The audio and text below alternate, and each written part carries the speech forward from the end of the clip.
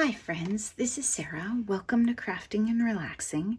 Thank you so very much for joining me. It's been quite a week here in Oregon, so much so that last week's updates video seemed like 100 years ago, and I had to go back and watch it a little bit just to figure out where you guys were and what you knew and bring you along in my crafty journey and tell you what I did or didn't do. In last week's video, I said 2020 isn't all that I had hoped it would be, but with some planning, maybe 2021 was. And what I had in my brain there was that, you know, even if COVID's still around, if we thought about it and we took it into account in our crafty projects and our goals, we'd have reasonable expectations and we'd still have fun and not be disappointed.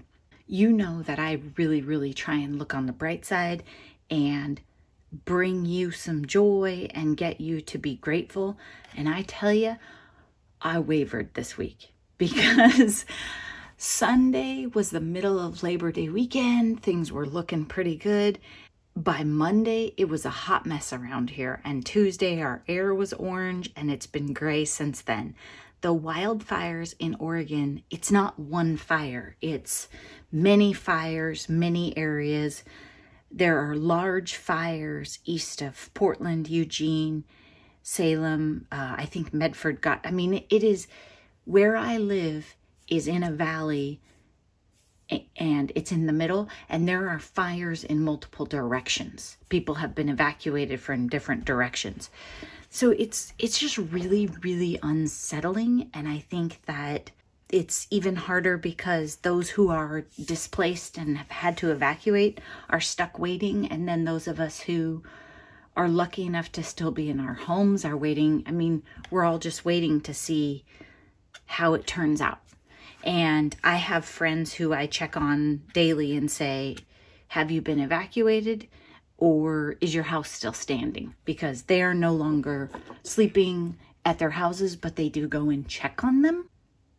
This isn't a world I've ever lived in.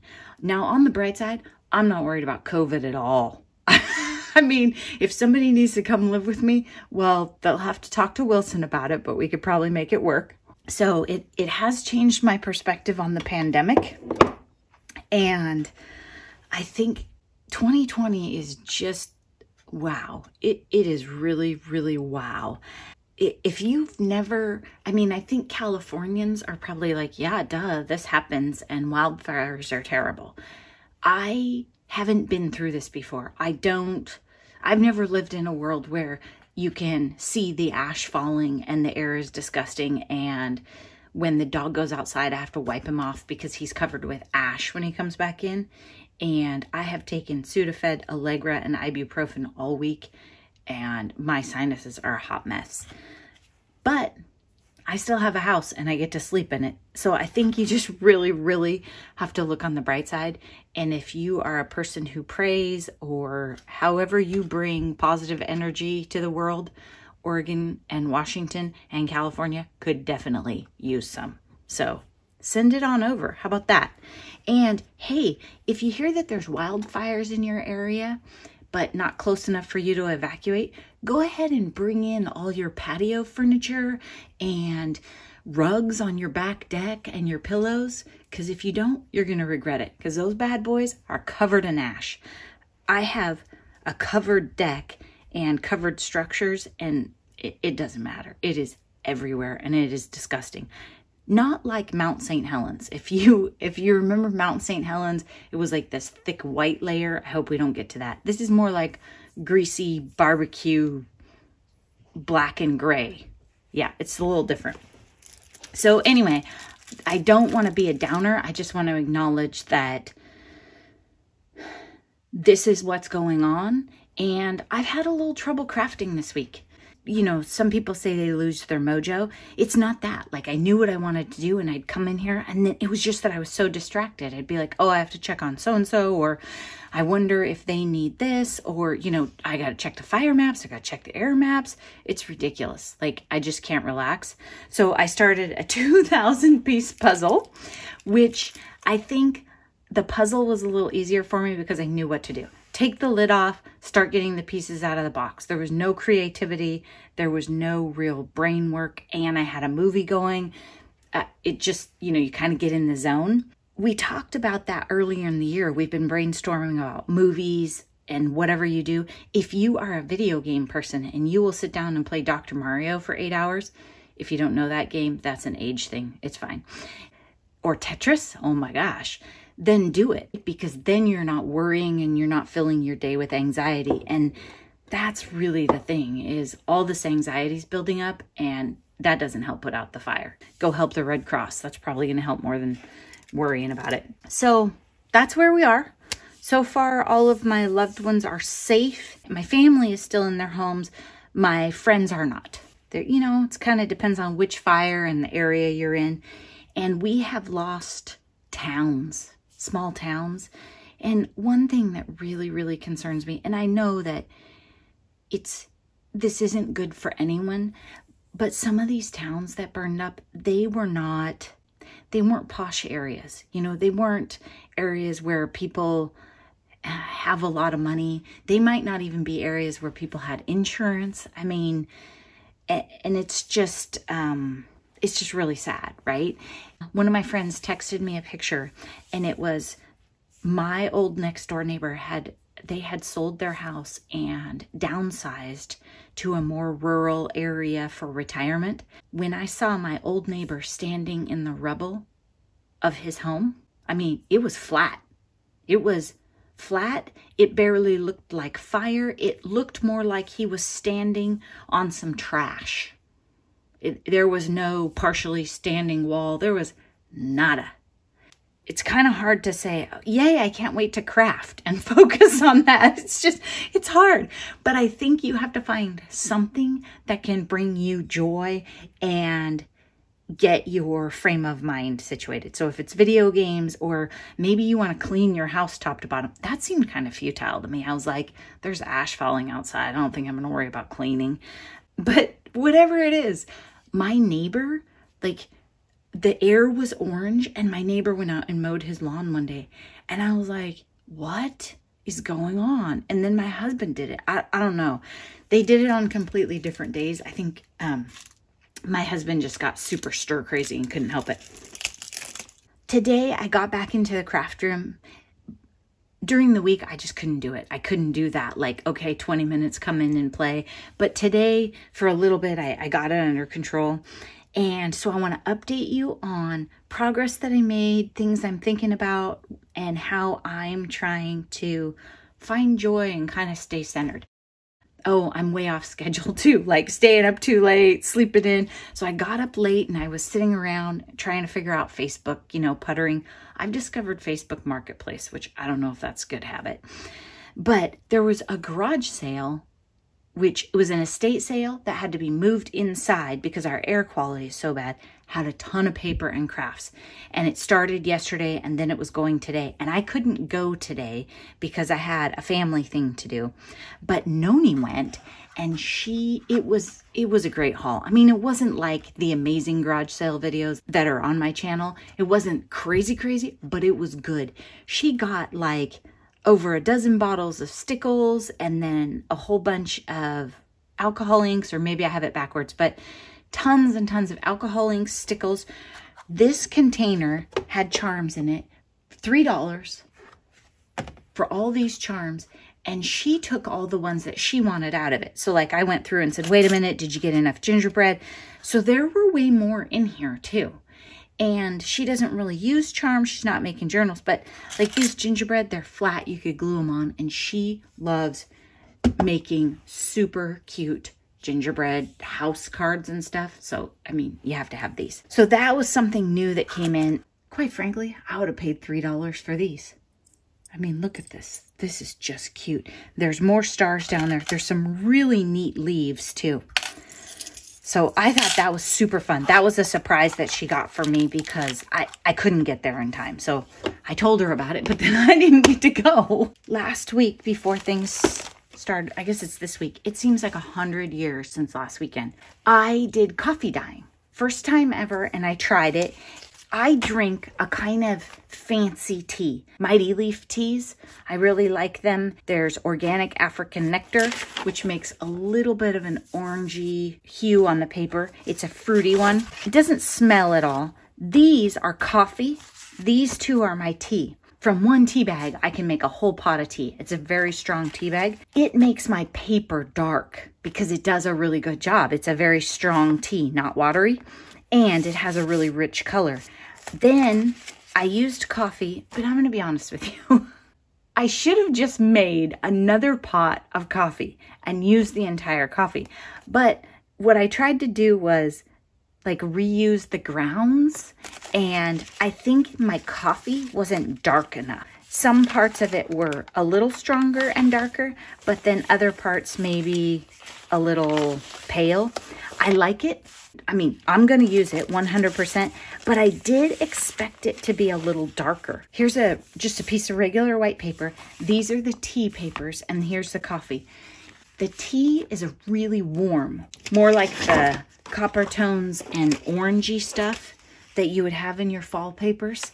And then the coffee paper is more of a true brown, like your chocolate browns that are in your fall papers. So you're getting different tones. Next time I do coffee dyeing, I will make a fresh pot of coffee and use the entire thing for the coffee. Not try and drink a bunch of it and then just use watered down grounds, which, you know, I mean, you could get it too dark too, I think. And I did let it soak for quite a while, but I think my coffee was too weak. I'm just learning about it. Like, look at this one. So this must have been where I had some coffee left in my cup, and I was like, oh, I don't think this is dark enough. I better actually share this good coffee with my paper. So I dumped it in. I did like, when I make the tea, I make an entire pot and I dump it in there so the liquid is all evenly colored. In my coffee, because I had some that was stronger than others and poured it in later, I got more variety. This one, I don't know if it shows on camera, but it has like streaks of the darker where it laid and then the edges. So that's one thing to think about, is you could have some really dark coffee and dump it in there and then add a little water and water it down and then soak it that way, and you'd get more variety instead of making one big pot of coffee or one big pot of tea. So I had fun with it. This is still in the package. Been kind of a rough week, so haven't taken that out. But I'm thinking, well, here's my problem. A 2,000 piece puzzle takes a long time, and I put it on my craft table, and my other table is out in the shop, and there is no way I am going out there to get that table. Our air, just to give you an idea, when we went somewhere today, I wore a mask driving in the car, so face covering in the car. The only time I've gone outside was to get the garbage cans when it was garbage day, because it was super windy and I was worried they were going to blow around. So I ran down to the end of the driveway, covered my face, came back in, and then jumped in the shower because I had already been planning to take a shower. That's it. I mean, I don't go outside, so I'm not going out to get stuff out of the shop. We'll just wait. My point of telling you that is I'm short on table space because my craft room's a mess and I have this 2,000 piece puzzle going. I'll put a picture in so you can see it. When I was cleaning up, I found this, which I lost during my July daily, and it made me think of something that I wanted to tell you. I have been experimenting, right, with taking my paper, in this case it was a holographic thing, but it could be actual paper too, and putting my score tape on the back of it and then die cutting it so that it's easy to stick. The problem with this method, the problem with putting the sticky on before you cut is you can't prep a whole bunch of them in advance and just have them in a book, right? Because the whole background, I don't think that would work. I think it would be a mess. And B, now here's the bigger one. When you pop these out, here's a great example, like Blessed, the little tiny pop-outs, they're sticky. So what's happening to me, because I'm a messy crafter, is those little tiny pieces are sticking to the counter and I'm ending up with bits of adhesive on stuff. And one day when I was poking, I don't think it was the word blessed, but it was something, I was poking words out. I was pretty frustrated because they're sticky. Somebody mentioned a product that I've never heard of. I think her name's Pat, Sticky Specs. Have you guys heard of this product? It sounds to me, I looked it up after she mentioned it because I was like, what is she talking about? This sounds amazing. This is what it sounds to me like. It's a flat sticky sheet like these. I have these in 6x6 sheets, but they're all specks. So you would take, I'm going to use the same word so we have a good example here. Plus we need to be reminded. You would take this word and you would stick it on there and then lift it off. And because it's not a sheet of adhesive, they're little tiny specks, this lifts off and takes the adhesive. Now, what I read about it is some people don't like it because it's too sticky. So it's hard to get the thing off, or you get it glue all over you. And me, as a messy crafter, who knows what'll happen. But it seemed like there might be a learning curve. And what it sounded like people were doing was they were lifting up the cover, putting the word on here, putting the cover back down, rubbing this down, then lifting the cover, taking this off. It said, never, never, never touch the sticky part. And somebody also said, I don't know if she recommended a specific tool, but don't use your fingers, which makes sense because you can't reach down and get this without touching, but you could maybe, like, remember that game of Operation? Go like this. I asked the person that told me about that product where they're made, because when I looked online, I couldn't get like a zoom in of the picture and see where they're made. If they're made in the US, I'm going to order them up in a heartbeat. If they're made in a country that I feel doesn't get a lot of support, I'll probably order them too. But, you know, everything can't come from the same place. I'm not going to get on my soapbox again. So anyway, Sticky Specs. Sounds pretty cool. Definitely something I want to check out. Let's see. Okay, all my outdoor projects are on hold. I got a pot to repot some succulents. It's a hot mess out there. We'll have to wait on that. We watched a movie this week. I'm going to try and look up the name of it. The ads for it were dumb. I thought I wouldn't like it. I thought it was going to be really trashy. I mean, not like I watch high quality flicks, right? I mean, John Cusack is still my favorite to this day. So Say Anything and Better Off Dead are top of my list. But I just thought it was going to be like a movie that annoyed me. And it was about a girl who wrote an email to a guy and then she wanted to get it deleted. So those of you who are feeling a little cooped up, if you still need movies, we'll keep finding them. I was thinking about planners. Oh, that's where I found this. It was stuck inside my planners and combining them. And I'm definitely going to do that. I'm not sure what it's going to look like. I don't think it's going to be like a beautiful crafty project that you'll be interested in. I just thought it would be a way to simplify 2021. And I feel like I spend a lot of my days looking for things. Where is the notebook with this? Where is the thing? Oh, where is the thing where I keep my Echo Park password so I can log in and buy the warehouse box, even though I already ordered the fall kit? Yeah, true story. Broke down today. Hey, but I'm supporting them and they make their stuff in the US. And I kind of had FOMO on the warehouse box. I don't know. Maybe it'll come and everything that I want that's in it, I already have. Hopefully I wanted to.